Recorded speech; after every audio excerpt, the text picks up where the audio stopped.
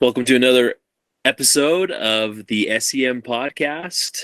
I am Zack Hewlett. We got Jack Bryce. And with us today, we've got Charley Alger, who's joining us. And we're super excited to have you, Charley. How are you, man? I'm great. I'm happy to be here. This is fun. Nice way to reminisce a little bit. Yeah, absolutely. So just to kind of set the table, and we've done this with you in advance, but for those listening, we're going to talk first and foremost about how you learned that you were going to Scotland and your preparation or any fun thoughts in regards to when you received your call. Then we're going to skip the mission, go to post-mission life up to now and kind of run through what you've been doing. And then we'll go back through Scotland in as deep of notion as you like. So, Charley, the floor is yours, man. So, let's see. It is November of 2001. Graduated high school in 2001. Actually grew up in Aurora, so Colorado boy as well. So I knew I always wanted to serve a mission. And when I graduated high school, I had nothing saved up. So I had no idea how I was going to pay for my mission. And my mom met a guy who worked at Costco, was a manager there, got me a job at Costco. And the only reason I bring it up is because I was able to save for the majority of my mission over 8 months of working at Costco. It was pretty awesome. So I got my papers turned in September of 2001. And kind of a funny story, I'm sleeping and it's like 8 o'clock in the morning. I didn't have to be to work for an hour. And all of a sudden I hear my mom come like screaming in the house, Charley, get up, get up, get up. It's like, what's going on? It's like, I almost killed the mailman. It's like, what are you talking about? Well, the mailman pulled up right as she was leaving for work, and he had my call. Yeah. And I was like, you gotta be kidding me. So sit at my table, I'm like morning haze, my hair's like everywhere. I got a picture of it. It was pretty awesome. I wish I could find it. And I opened my call and Edinburgh, what? Scotland. The line from the arm comes, where's a map? Yeah. So I looked it up, and that's how I received my call. It was pretty awesome. My mom almost killed a mailman driving out of the driveway. And I ended up waiting 4.5 months before I actually left in April of 2002, April 3rd. Okay. Nice. So it was pretty cool. It was a long wait though, but it was fun. So you said April of 2002? Yep. Okay, so I left. Nice. I left April. I think it was April 1st or 2nd, and then got to Preston on the morning of April 3rd. So I left the 2nd. Really, drove into Preston on April 2nd, and yeah. So, nice. Okay. Yeah, so we were talking before you joined, Zach. So we overlapped just 6 weeks. Oh, yeah. wow, So I went home, transfer after Jack got there. So April 2004, yeah. But cool. Well, so yeah, from there, obviously Scotland, we can come back and talk about MTC and everything, but since you've been back from your mission, catch us up on life. So when I got home, my dad and my stepmom, who live in Arizona, came out and picked me up, and we traveled around for 10 days. Went to London for the last 3 and ruined the trip because London sucks. Just kidding. It was miserable in London. I hated it. Maybe it was just too crowded or something. But anyway, I had every intention of moving to Arizona, trying to get on one of the community college baseball teams down there, see how far I could get. And every time I tried to go, the Spirit just said, you can't go. You got to stay here in Denver. And turns out I met my wife doing that. I think Jack talked about that in the first episode, kind of how he met his wife. And we was in the singles ward in Flanders, the Flanders building. I don't know if you know where that's at. So when I got home, there were 3 singles wards kind of scattered throughout the Denver area. And because they lost track of all the singles, they actually got permission to create wards within each stake, wards or branches, singles. And so because I lived in Aurora, I went to the Aurora, I can't remember what it was anyway, and my wife was in the Denver, but we had already met. And then that was so she's 2 years older than me. And so we met like just before Memorial Day in 2004. And she wouldn't tell me how old she was forever because she was embarrassed that she was older than me. She was out in Denver on an internship from BYU in rec management. And so we started dating, and we were actually at a barbecue for Memorial Day. And someone asked me when I got home. I said, I got home in April. And she goes, this year? I didn't get her tone until she told me, but she was like shocked that I was still only 21. But so then I started working a little bit. I went back to Costco for a little bit, but then got into construction, which I love and still do construction. I work for a general contractor here in Utah, but we actually broke up in November because in September she moved back to Utah, and I couldn't do long distance, and so I broke up with her. And then in January she ended up moving back to Denver, and we got back together, engaged in February and married in June of 2005. So we just hit our 17-year mark. That's awesome. Congratulations. That's a big accomplishment. Yeah, I didn't never think I'd make it that far, but we've done it. So, but I actually started school the month we got married. And then a year after we got married, we moved here to Utah so I could go to Salt Lake Community College, and I actually started in civil engineering, but flunked out of statics, which is a really hard math class. And I love math. And I love math. I got calculus. I did great, but for some reason I couldn't do it. And I attribute that to Heavenly Father saying, no, you can't do civil engineering, because when I started thinking about my career path in Denver, I saw something for construction management, and then being in construction, I thought that'd be pretty cool. My grandpa's an engineer. All my uncles are engineers. So he was like, you need to be an engineer. I was like, you're okay. So I'll do it. So I ignored the prompting and end up going into engineering classes and failing miserably. I could not get it to save my life. And what's funny is that as soon as I switched to construction management so that was 2006. So in 2008, I switched to construction management. You have to take a basic form of that statics class, and I aced it just fine. I was like, you gotta be kidding me. So we've lived in Utah since 2006. We have 4 daughters. First one was born in 2007. She just got her permit this last week. Scary. Oh boy. Yeah. I'm not looking forward to that. Oh my gosh.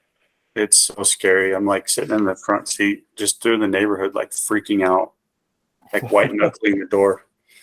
But we have 4 daughters, so 15, 12, 9, almost should be 10 next week, and 6. And like I said, I graduated from Weber State in 2011 in construction management, and have been working in construction ever since. So, one of the cool things, live in what part of Utah? Saratoga Springs, which is on the west side of Utah Lake, the northwest side. Yeah, one of the places.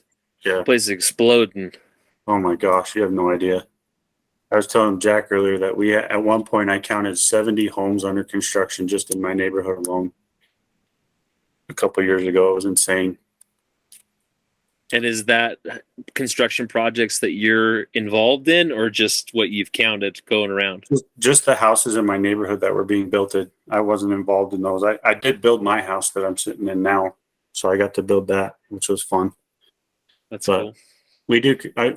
The company I work for is commercial construction. We actually do temples, hospitals. Like right now, we're involved in 15 temples internationally and locally. Wow. So yeah, we remodeled the Denver temple a few years ago. Mm-hmm. We're building Orem, remodeling the historic St. George. and a bunch of others throughout the world, which is pretty cool. So you travel a lot for that then? Within the state, yeah. I've been to Honduras. We're building the Honduras San Pedro Sula temple. So I've been there, but I haven't been out anywhere else yet because of COVID, basically. So COVID screwed me over that way. That's pretty neat to be involved, though.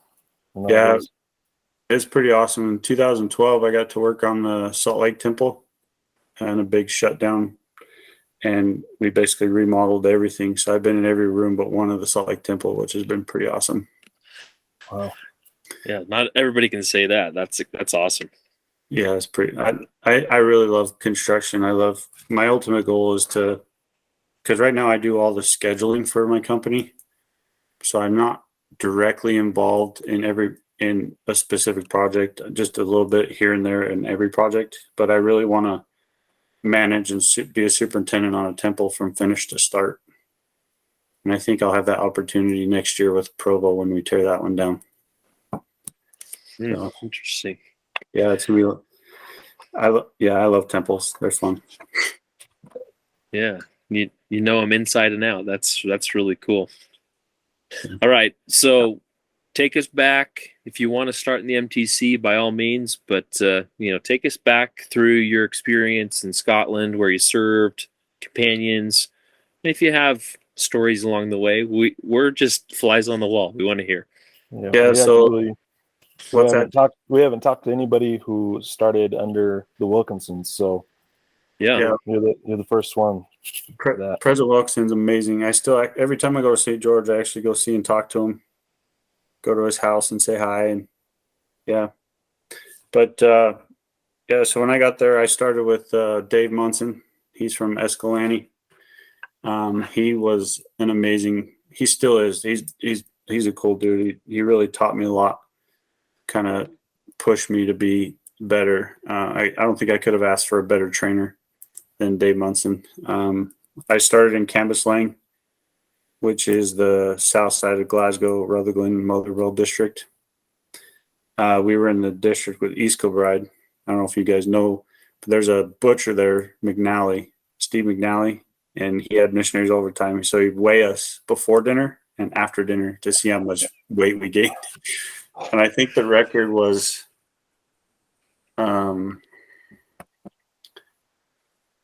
like 7 pounds or something like that. Whoa. In one sitting. And that's because the guy chugged like a half gallon of water to fill his stomach after he ate. So gosh, that was amazing food. So every once in a while we'd go over there with the East Kilbride missionaries and go over there. That was a lot of fun. That's awesome. So I was there for 6 months and then went to Perth. And I was there for 4.5 months. I actually had a transfer. So one of the one of my companions got arrested in Perth one night. I won't go into the details, but chapping at the door at 1:30 in the morning. It's the police. We're going to arrest you. I was like, what? So I hopped into the car, went over to the police station to see if I could be with them, and they wouldn't let me. So I had to go home, and I called President Wilkinson.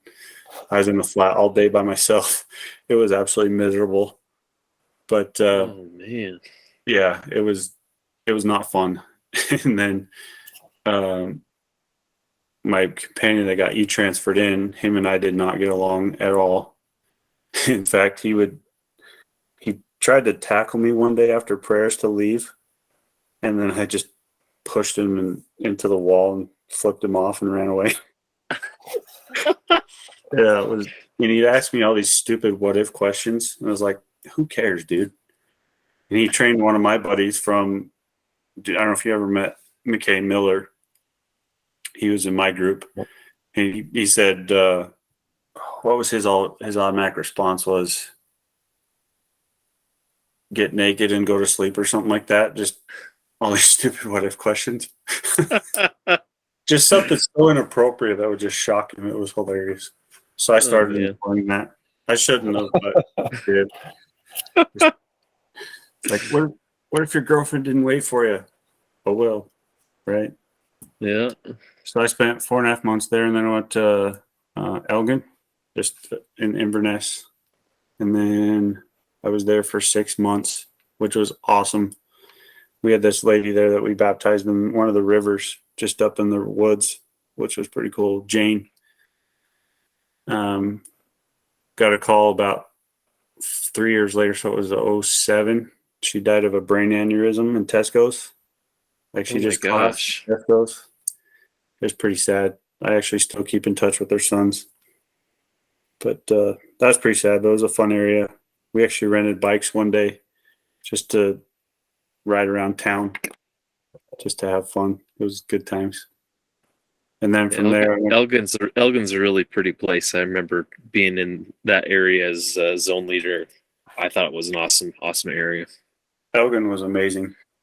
The ward wasn't that great. They kind of just shunned us and ignored us a little bit. But some of the members were pretty cool. Yeah. And then from there, I went to Stranraer down in the southwest corner, the boot, I like to call it. And then ended in Edinburgh for the last 6 months, 4.5 months. Yeah. I had a companion elder summer from South Africa. You remember, I don't know if you ever heard the story about this missionary that got beat up really bad in Paisley over a phone. We did. So that was in, let's see, like July of '03. It would have happened July or August of '03. They went right after we got cell phones. They tried to rip him off, and they poured curry all over him, just beat the snot out of him. I felt really bad for him. And that would have been right when President Vriens started, right? So yeah. Yep.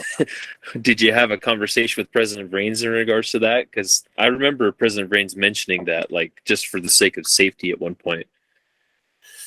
Yeah, he said don't be playing on your phones out in public, especially if you're in some of the riskier areas of Glasgow or Edinburgh. Mm-hmm. But yeah, just keep your phones away. Don't be out unless you need them.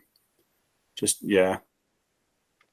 But yeah, and then Edinburgh was a blast. We were in a threesome for 6 weeks because one of the missionaries decided he wanted to go home, and so we got his companion for 6 weeks. That's fun. You remember Elder Rittman? Did you ever know Elder Rittman? I know the name. I don't remember him though. Yeah, he came down to Edinburgh for 6 weeks, 8 weeks, or something like that. Just the three of us had fun for 6 weeks. It was a lot of fun. But let's see. Those are the areas I served in. Like I said, Dave Munson, my trainer, was amazing. I really got along with most of my companions, except probably my companion in Perth. I mean, we kind of got along once I got used to his personality, but it was still pretty rough. Like his first Sunday there, so he'd been there like 24 hours. We went to missionary correlation with the branch mission leader, and I gave him the update where we were at, and we get in the car, and all of a sudden he just unloads on me. It's like, I'm the senior companion. You need to listen to me. It's my job to tell him what's going on. I said, you didn't know anything what was going on. You just got here. Well, it doesn't matter. And me being the smart A that I am, I flipped him off and drove to church. And we in our flat, I think we had 12-foot ceilings, and we had window wells that were 18 inches deep and like 8 foot tall, 7 feet tall. I could stand up in them because I'm 6'3". And so he went and took a nap after church, and I went and sat in the window well, started reading my scriptures and just kind of pondering what was going on, try to figure out how to get along with this guy. I had the curtains drawn, and he gets up and he's like, Elder Alger? I didn't respond, just to be a jerk. He actually ran outside to see because he thought I left. So I was like, I'm right here, dude. And then he sits on the couch and he starts apologizing, and then but this, but that. And I was like, that's not an apology, dude. You just ruined the whole thing. But we got along a little bit after that, but the annoying questions just did not end. It was really bad. So just a quick question. This is a missionary that had been in the mission longer than you. Is that why he presumed that he was the senior companion of sorts? Yeah, he'd been out 6 months longer than me. He was actually in the same group with other Munson, my trainer. They were in the same group together, and he thought so I'd been out. Let's see, that would have been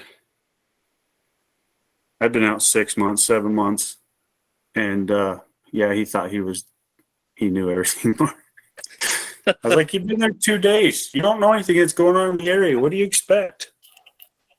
So Maybe he had a higher power that had revealed something to him. I don't know. I don't know. I don't get people like that. Like, if you don't know anything, why do you expect to come in and just start talking, right? He would have been just saying stuff that he had no idea. And I've been like, no, you're wrong. No, you're wrong. Because I can't keep my mouth shut. So That's funny. So who are some of your other companions? So let's see. Elder Mann, Patrick Mann, he was originally from here. He was a lot older than I was. He was my second companion. And let's see. Elder Erickson, Jonathan Erickson, he was from Rush Valley, Utah, over in the Twilla area. Let's see, Elder West, Ben West, we were in the same group together. I actually had three companions from the same MTC group, which was really weird. That's interesting. So Elder West he would claim Australian, even though he grew up in England. And then anytime we talked about like the revolution, he'd be like, yeah, we let you win. Jeez. Okay, whatever, dude. But Sounds about right. yeah, we got along, but he was hard to get along with. And then let's see, Elder Summer, Elder Newcomb. Did you ever know Luke Newcomb from Australia? I met him. Yeah. He was pretty cool. And then Monty Annika, we were in the same group together in Edinburgh. And then Elder Rittman, we were all three of us. And then my last companion was from my same mission group, or MTC group, Elder Toby Gibbs. He actually stayed an extra 6 weeks in Edinburgh. He didn't come home with us. He stayed for some reason. But again, here goes to my personality. In the MTC, we were playing basketball at the church, and we got into a little bit of an altercation. He slapped me trying to get the ball and didn't apologize. And so when I found out we were going to be companions, I was like, you got to be kidding me. I cannot stand this kid. I don't want to be. He played the bagpipes. He was just a nerd. And I was like, I do not want my last 6 weeks to be with this guy. This is going to suck. And my companion, Monty Annika at the time, said to me one of the most profound and most thought-provoking things I've ever heard in my life, and I've kind of carried it through the rest of my life, is your attitude is going to depend on the next 6 weeks and the outcome of that. And I thought about that. I was like, you're right. And so I prayed hard to clear my attitude, and we actually had a really good 6 weeks. We talked about it. He didn't even remember it, of course. And I was like, I felt like a total idiot because I did. And I was like, yo, come on. So I felt like an idiot. I apologized, and we actually had a really good 6 weeks. In 1 week, we did a lot of street contacting on Princess Street, and we actually gave away 18 or 19 Books of Mormon that week. Just because we wanted to try and see how many we could give away on the street. It was pretty awesome. So it turned out to be a good last 6 weeks. So yeah. During that, you told me, so being in Edinburgh, I guess you were part of that squad that welcomed the new missionaries and took them out their first day. You took Elder Parmenter out and cursed him. Condemned him to Shetland, yeah.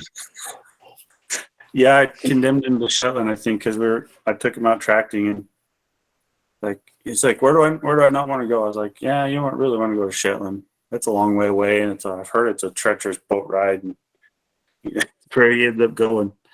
And I remember being in the mission home, and Elder Osmond got on the piano and started playing and singing, and that was pretty awesome.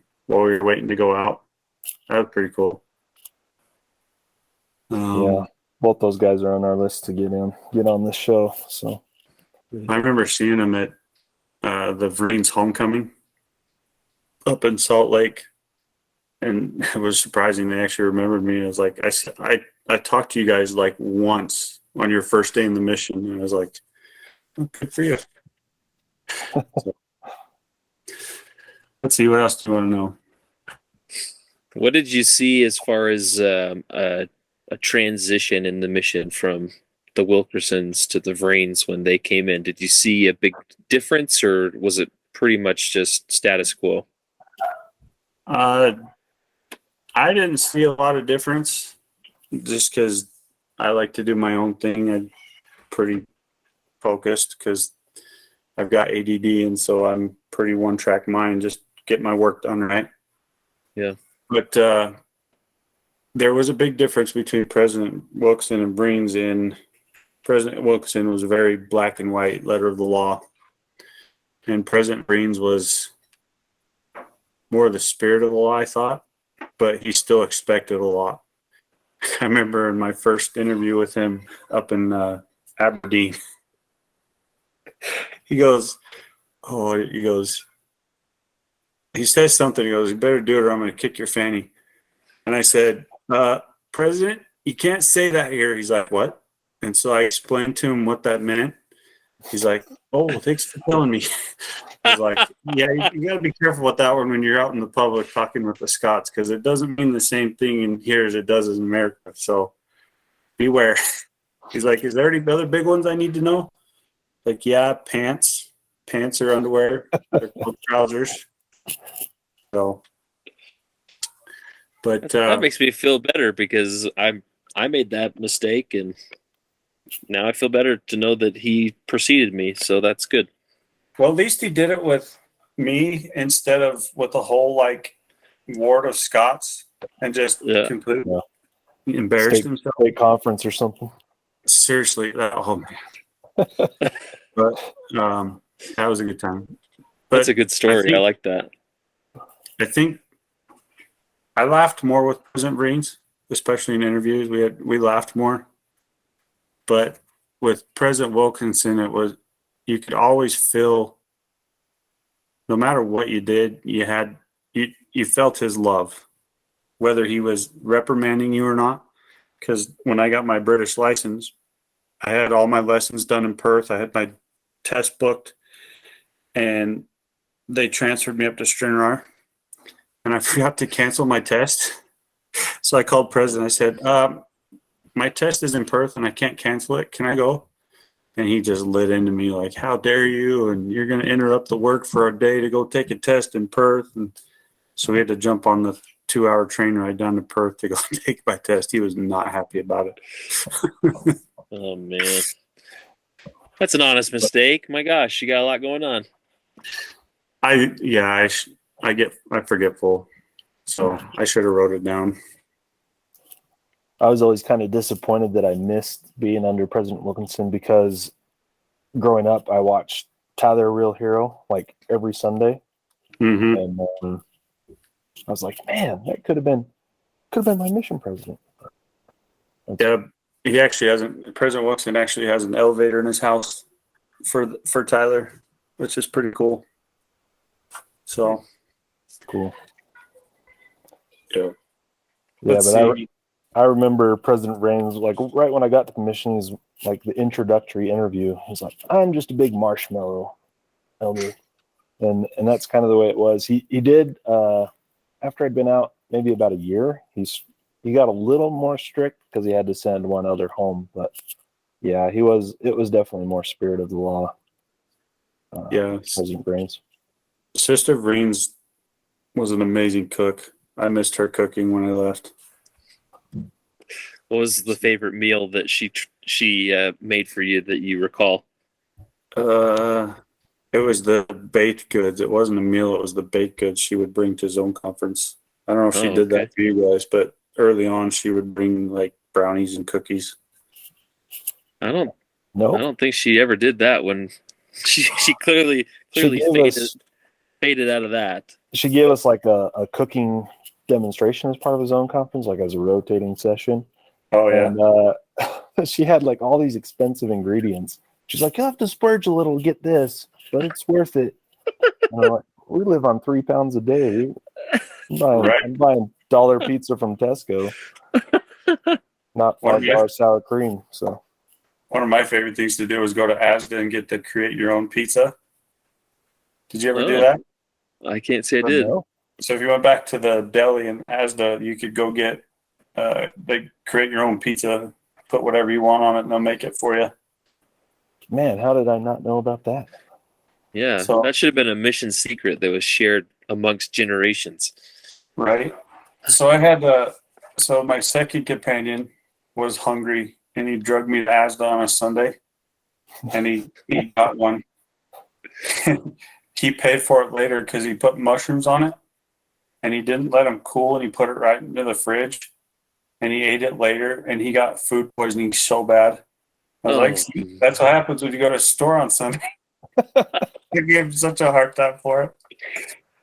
Serves you right. That's too funny. Oh man.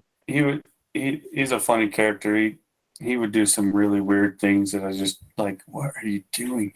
Like he had a pellet gun, one of those little plastic PV pellet guns. He'd walk into the shower and he'd shoot me with it. I was like, what the heck are you doing? So one day he'd like to scantily clad walk to the bathroom on his way to the shower. And so one day I popped him right in the butt with the bare butt with it. He stopped doing it after that. Gave him something to remember why you don't do that. That's funny. Yeah. Did you guys ever meet the Coles from the older, what do they call them? The senior missionary trainer? No. So I don't remember them. they got there. Let's see. We had to go to Edinburgh to pick them up. That would have been like July or August of 2003. And those two became like a mom and a dad to me while they were there. Because Sister Cole made the best pies ever. And that's no joke. Like her banana cream pie was the best. But I was struggling at that point in my mission, halfway through, just trying to really find myself. And because I really went on a mission because that's what you're supposed to do. I can say I went out for the wrong reasons. But it was then when I found my way early, but I really found my way when they got there because they could see that I was struggling. And Sister Cole kind of took me under her wing and kind of beat some sense into me and just let me know that I could do better and I could always do better. And she actually passed away from cancer a few years ago. And it was just heartbreaking to watch her just go downhill, but she's like a mom to me. Her and Elder Cole, they were an amazing couple. And I could probably say that they're a big reason why I'm probably still in the church and have a strong testimony of the church right now. Wow. I mean, my wife plays a big role in that too, but they really jump-started it for sure. That's really cool. So what else do you think of when you think of your mission? What has had like lasting impact on you over the years? I think the biggest thing for me is it taught me how to do hard things, that I can do things on my own, that I really have to do things on my own if I want to get things done. Because you're in an area, you've got no supervision. It's up to you to get out of bed, to do your studies, and to get out to go to work every day. And you're the one that can make that decision. And because of that, I'm able to get up and go to work every day, provide for my family. I got my homework done in school. I graduated high school with a 2.1 GPA. I sucked in school. I didn't care, but I graduated with a 3.0 from school. Nice. I was really proud of myself. That's a big jump. Yeah. Good job. And I just start and get it done. I mean, it's hard to start with, like, if you have ADD like I do, it's hard to get started on a task. So you just have to force yourself to go. And I think my mission played a big role in that, being able to just get up and do. Right? What's that joke? What do you get when you cross Spencer Kimball and Jake Oldenkimpel? Do it, damn it. I've heard that one before, that's for sure. I think that's the biggest thing for me is it taught me just to not be afraid to open my mouth and say something. If I know something's not right, respectfully fix it, right? Don't jump down someone's throat. So That's good. Yeah, I know the mission changed my study habits because high school, I was in a tiny town and it was just super easy, actually. I didn't have to put any effort into it at all. But on the mission, you have study time, and I had to study. I don't think I ever really had studied before then, seriously, and with a purpose too, to actually learn something, to teach somebody, or to answer a question.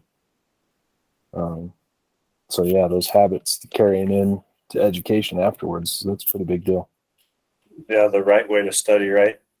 Like for me, when I was like in my business classes and some of the other classes, I would write down the definitions and study the definitions and what was around it. And because I wrote it down, so if I don't write something down, I'll forget it, out of sight, out of mind. But if I write it down, it stays in my memory easier. And so I started that on my mission, writing quotes down, writing scriptures down. That's how I memorized most of my scriptures, was writing them instead of just trying to memorize them, because I couldn't do it. So I had to write them down, and eventually got to the point where I'd write the first letter. I actually learned this from one of my zone leaders. It was Elder Summer. He in Dunfermline. He would write the first letter of all the words in the verse and memorize it that way. And so I'd write the verse down a couple times and then do the first letter to remind myself. And that's how I was able to memorize my scriptures for all the stuff we had to memorize and pass off. So yeah, memorization was a huge deal during your time. It kind of faded out after I got there. Oh yeah, so memorizing the discussions was a pain in the butt. It was hard, harder than I expected, because I have a better memory when it comes to numbers. Like I can memorize a phone number like that, but memorizing words is so hard, and phrases. So that's how I memorized those, was the first letter of each word, writing verses down, writing the, yeah. But then, so it would have been probably midsummer, right before President Wilkinson left in 03. That's when we started the Teach by the Spirit, because you guys probably had Preach My Gospel, didn't you? So it came out after I'd been out about 9 months. But Yeah, so in 03 we transitioned to Teaching by the Spirit, and we didn't have to memorize anything. It was more of the like prophets and just kind of what was going on, and we could tailor it to what ours. And once we did that, it went a lot easier for sure. Yeah, that's interesting that you share that, because, you know, I've asked that in a couple of previous conversations with missionaries that are older than myself, and I was actually part of the first group that they just taught us straight Preach My Gospel from day one in the Preston MTC, and so I really didn't have to partake in the memorization, and I've heard people call it the purple dragon and different things like that. So but yeah, it's interesting to hear your perspective, because you're kind of a year in advance of Jack, and Jack's a year in advance of me, and how it was almost like a trickle down effect of how that transition took place, where you, Charlie, are saying teach by the Spirit, learn those little factors, and then Jack has shared how that kind of phased itself out until the day that he decided I can't do this anymore, and something then was given to them at their next zone conference is a perfect answer to that prayer. So yeah, it's very interesting to see how all it changed in a matter of a few years. I mean, it wasn't a big quick transition like, hey, drop everything, but that's cool. Yeah, I wonder if our mission was kind of a guinea pig for the Teach by the Spirit. I don't know, because I don't know if they did it everywhere else. I've never asked that question. I wonder if they used us as a guinea pig to see how well it would go if we got rid of the verbatim discussions. I never liked them anyway. I always paraphrased them because to me, just citing it word for word wasn't personal. I always felt that it was forced at that point. Yeah. I mean, I did it because that's what we were supposed to do, but eventually I would just paraphrase it because then I could talk to the person rather than trying to say it because I had to, right? And I know the spirit was a lot stronger that way with some of the people. And we actually had a couple in Stranraer. They weren't married. And he was an ex-football player. He actually grew up playing with the Celtic, playing in all their youth leagues. And he hurt his knee and ended up not being able to play much longer. And we were sitting in their house one day, and they were like, dude, we totally felt the spirit. And they compared it to being high on marijuana. And I was like, you weren't really high, were you? Like, no, it was amazing. It was like the best thing ever. And we were like so ready to get them they committed to baptism, but they wouldn't get married. And it just, that, yeah. Oh, and like the devil came in and just, it was so frustrating. We had them, they felt the spirit, they knew what it was like. And then the devil got in and she ended up kissing some other dude and ended up breaking up, and it was just a mess. But what was it? I saw a couple of instances I remember in the mission where you'd get people that were very involved in wards, and they would recognize that people had felt the spirit. But feeling the spirit is one aspect, and then abiding by the principles of the gospel is a totally different ball game. And so that was really the hurdle that we all had to overcome with these people is, great. We're glad that you're feeling the spirit. Now, here's the action after the fact. You know what I mean? That was really the key to what we did. Yeah, it was interesting because once you could tell they felt the spirit, you really had to, for lack of a word, babysit them to make sure that they could stay on that path and keep the spirit with them until they either got baptized or they just said go away. Hopefully that didn't happen, but we basically had to babysit them to make sure that we could keep them and keep them reading and keep them praying to kind of push them down that road to baptism. Not push them, but get them on the road to keep baptism. them on that path.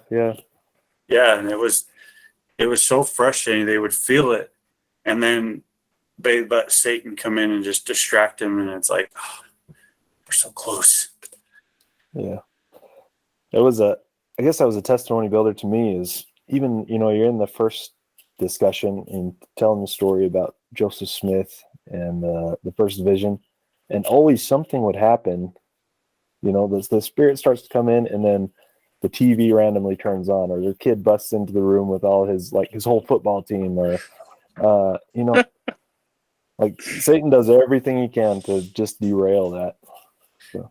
Yeah, you could see it in their eyes and their face. They get the shivers, they get the chills, and they start straightening up, and you can tell. And then that distracting hits, and it's like, no. Yeah. We've all been there. That's for sure. Yep.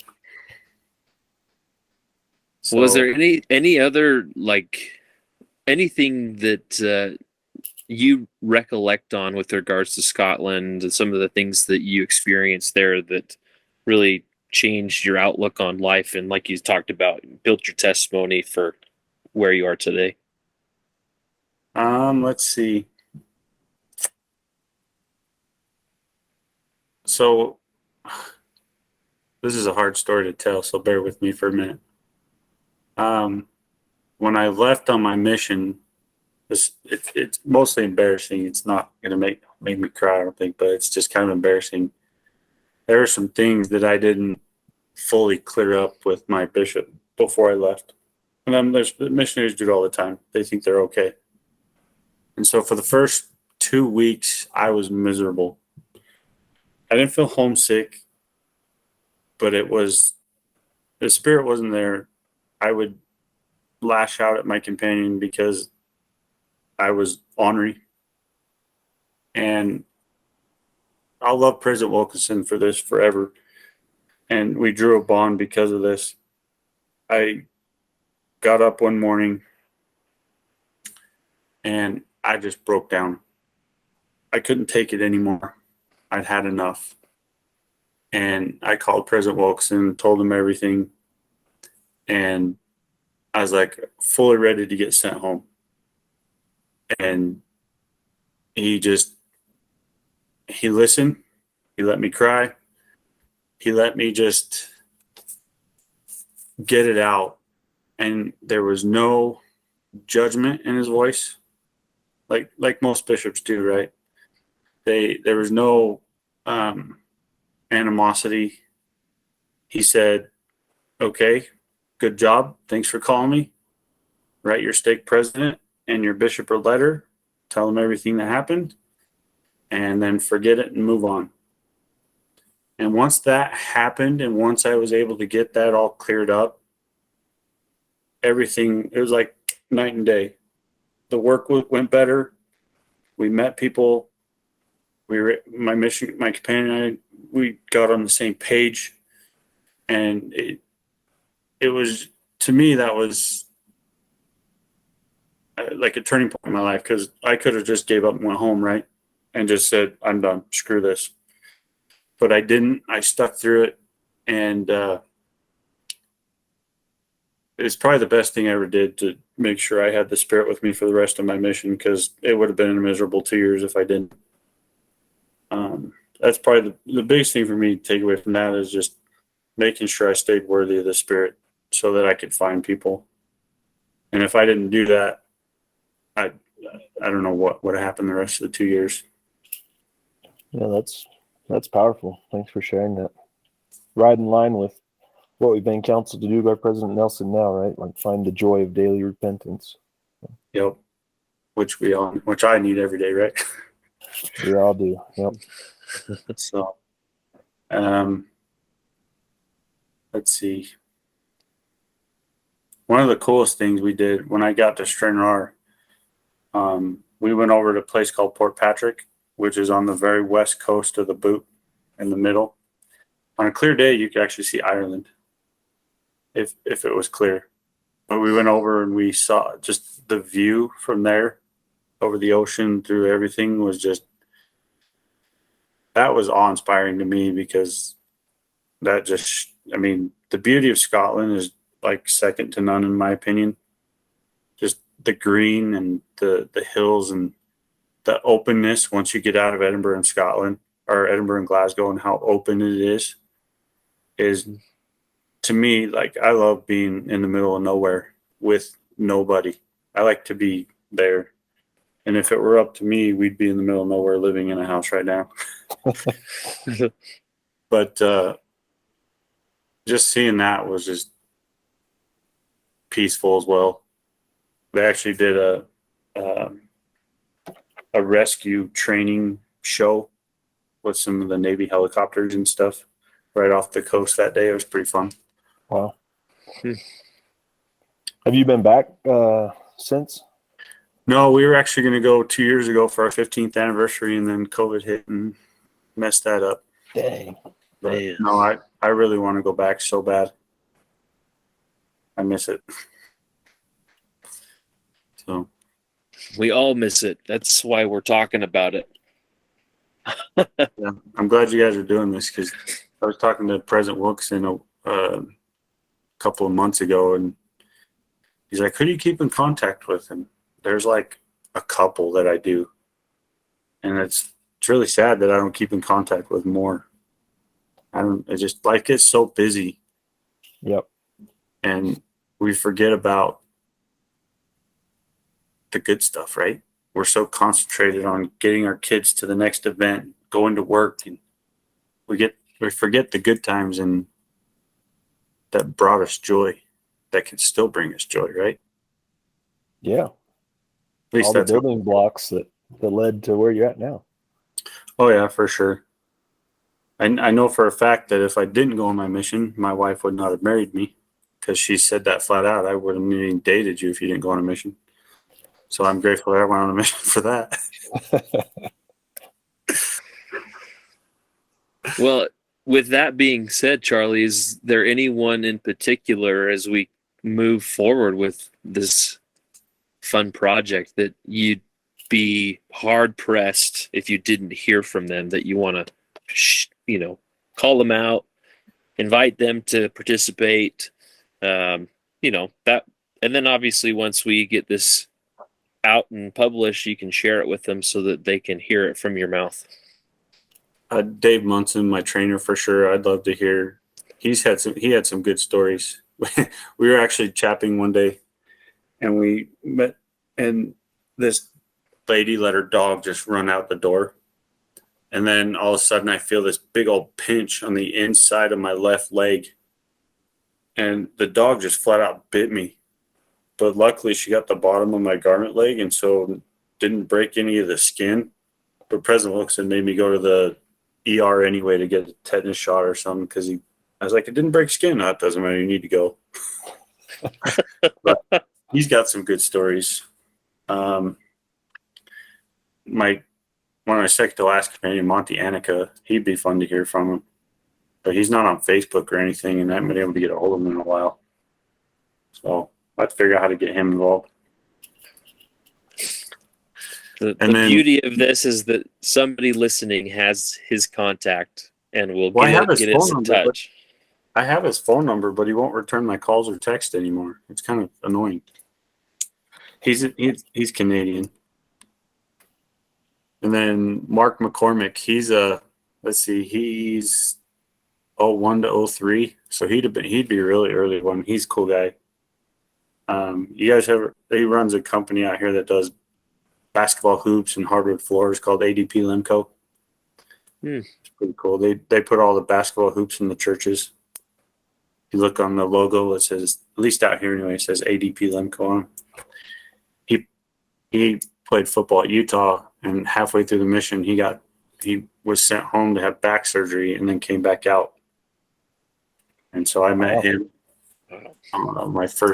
So Elder Ben B. Banks came out to the mission like my second or third day on the mission. When I got there, we went to Glasgow, and then like the next day we had to go back for the mission meeting tour. Banks. Yeah, which was really cool. But that's where I met him, and he's been a really cool dude. So okay, cool. Sounds like a good crew. Anybody else that comes to mind, or?